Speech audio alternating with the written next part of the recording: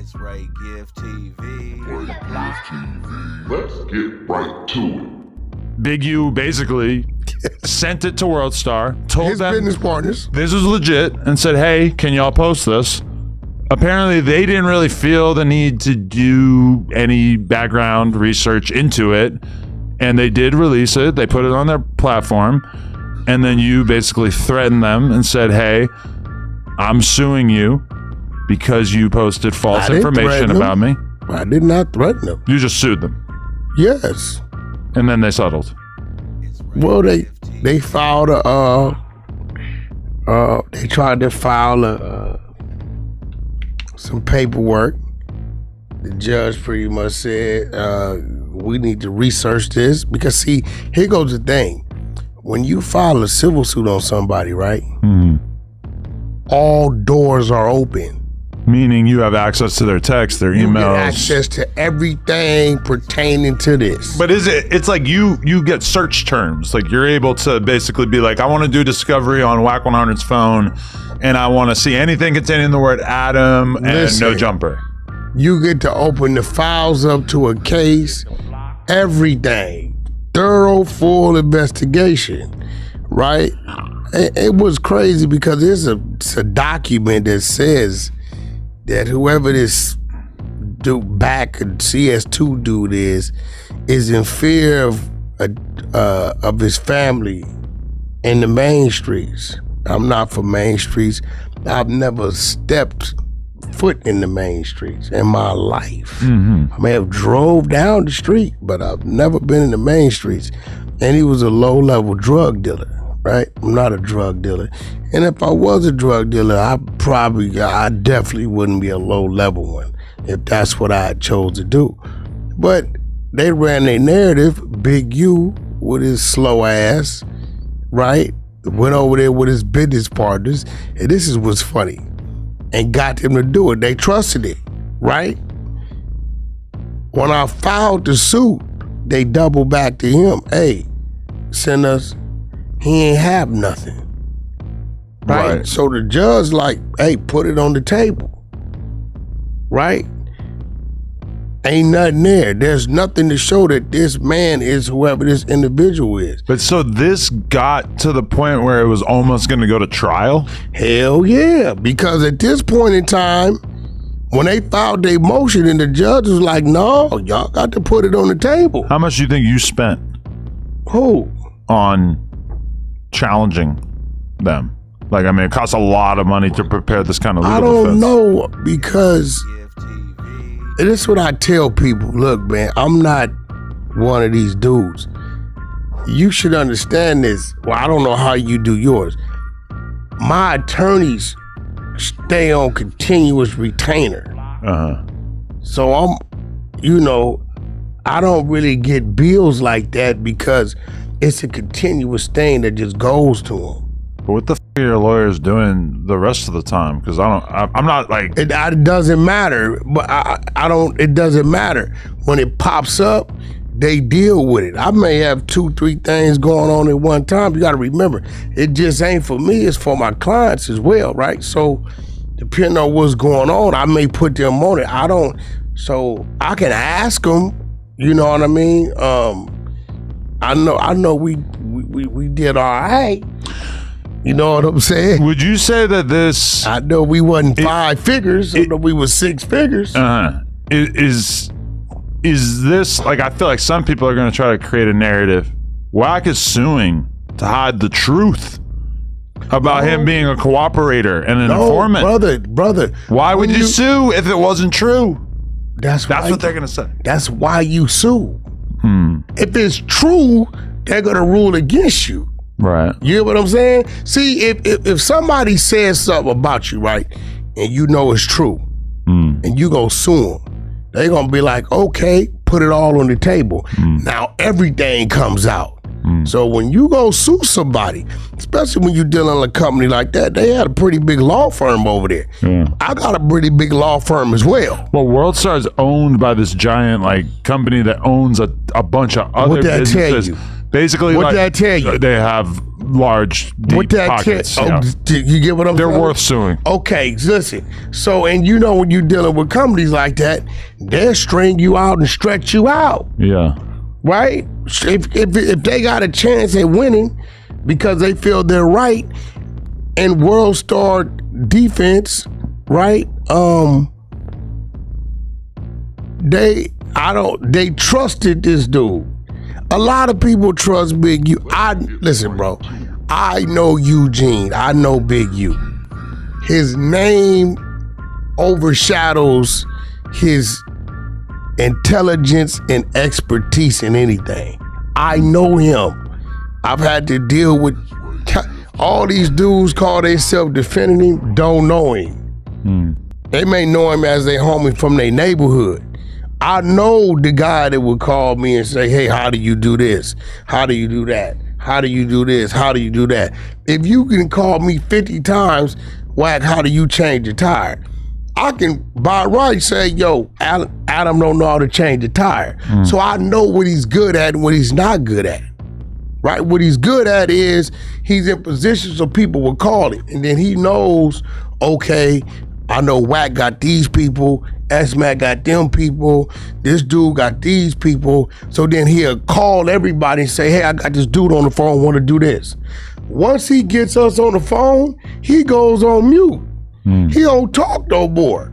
He let you do all the business, and then he'll simply come in and get his cut.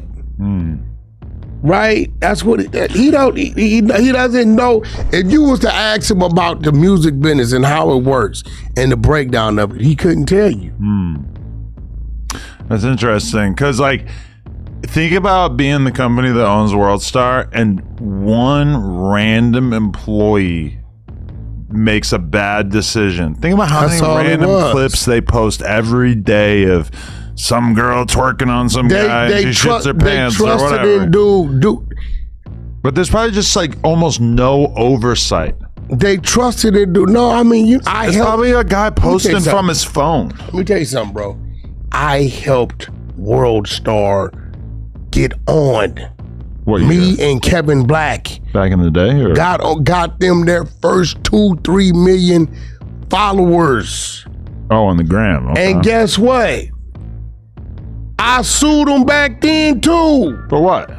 Because the company that me and Kevin Black used, you don't remember when Kevin Black was named vice president of Worldstar Hip Hop? You can Google it. This is before or after Q died? No, this is Q. This is when Q started it. Okay. Q started it.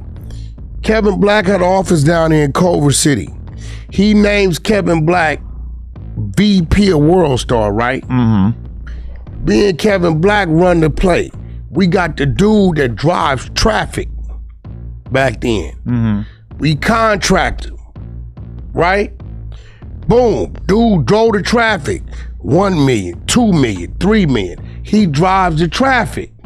When it come time for him to cut the check, they fire Kevin Black. But yet, Kevin Black, as an employee of Worldstar, contracted this gentleman who was upstairs in Kevin Black's same office. So when they didn't pay the bill, they came back to me.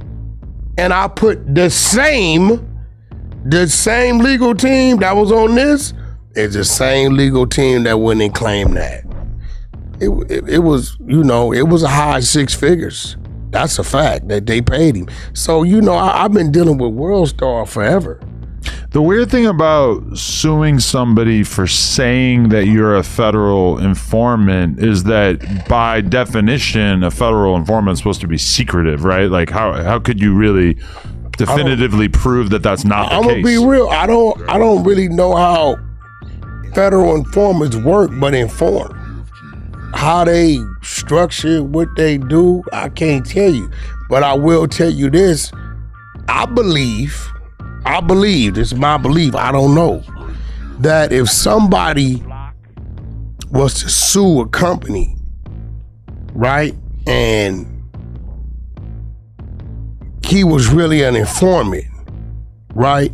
Right. This is my belief, I don't know.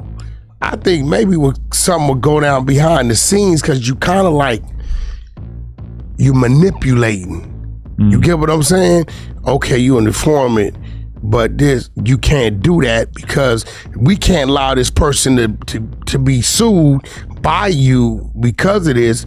Maybe your coverage is blown and maybe they're gonna have a conversation and the lawsuit goes away. I can't see the federal government allowing a company or entity to be booked when they're in the right. Right, because then you'd have a foolproof way to expose everybody who was working as an informant. All you have to do is sue them and do discovery to get. You got to remember, they didn't sue me; I sued them. Yeah, for defamation. Yeah. See, when you come with defamation and slander, ain't none of that. See, if you was an informant and you did that, I would assume that whoever you working for gonna say, that's on your dumb ass.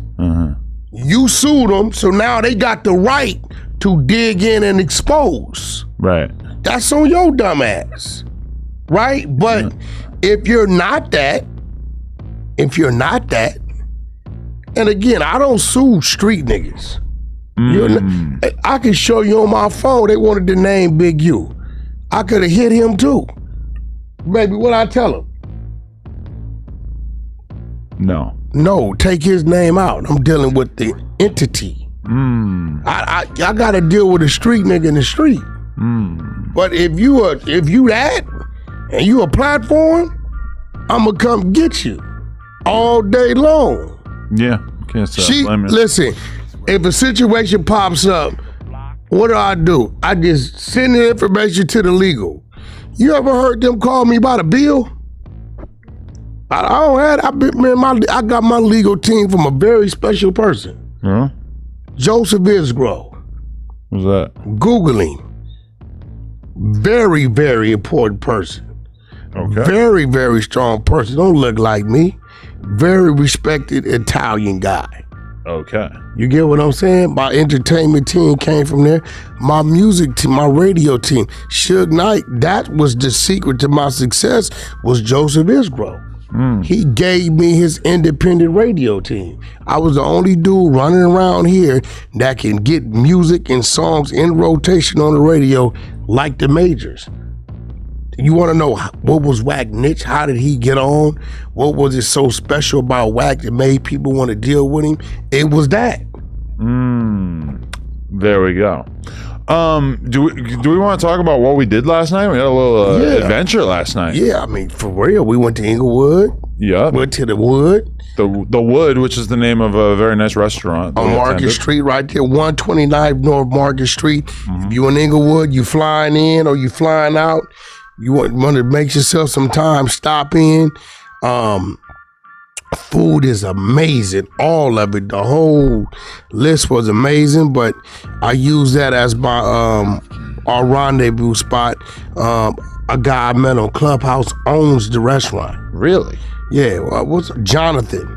Part-time restaurant entrepreneur, part-time Clubhouse fan. He owns the restaurant. He also opening up a cigar lounge across the street from the Intuit Dome. They're building that out. But I wonder how the cigar lounge business is. I don't know. I know it's real big. I know I took a meeting down there. They got their own lockers. Yeah. They charge them every month for their lockers. You know, it's a cigar locker? Well, they keep, from what I saw, when I had a meeting with these people, they were some Middle Eastern people. When they opened the locker, they had their cigars, rare liquor in there, and they would bring the stuff to their table, and cool. Then the lounge had its own bar, and they got another one off of Santa Monica, Little Santa Monica and Bedford, I think, right there, that a lot of industry people go to. So it's somebody else is opening up a damn cigar lounge who just High in Miami. He's opening another one up. So I guess there's some money into it. Nothing sounds less pleasant than sitting around drinking alcohol and smoking cigars. For me personally. But to the cigar smokers, they're out there. Yeah. That's like a person that likes to watch horse racing. Yeah, I don't get that either. I don't either, but shit, you go over there, they sitting there with their paper and they little whatever they doing, and they placing their bets. But I used to go to the horse racing track when I was a kid too, because my uncle worked there, and even as a little kid, I was like, why would anyone watch this? Yeah, Besides gambling, then it makes sense.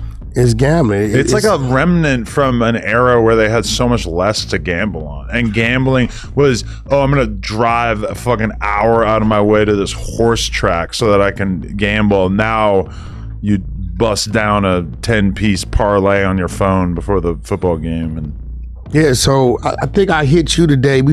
Oh, you didn't know? We got content. Keep that notification bell turned on. We'll deliver 24/7 around the clock. You already know it. To everybody out there working hard on the grind, if you believe it, you'll achieve it. Do what you got to do today to be prepared for tomorrow. And there we go. But until next time, it's your boy Ray giving them gone. God bless. Peace.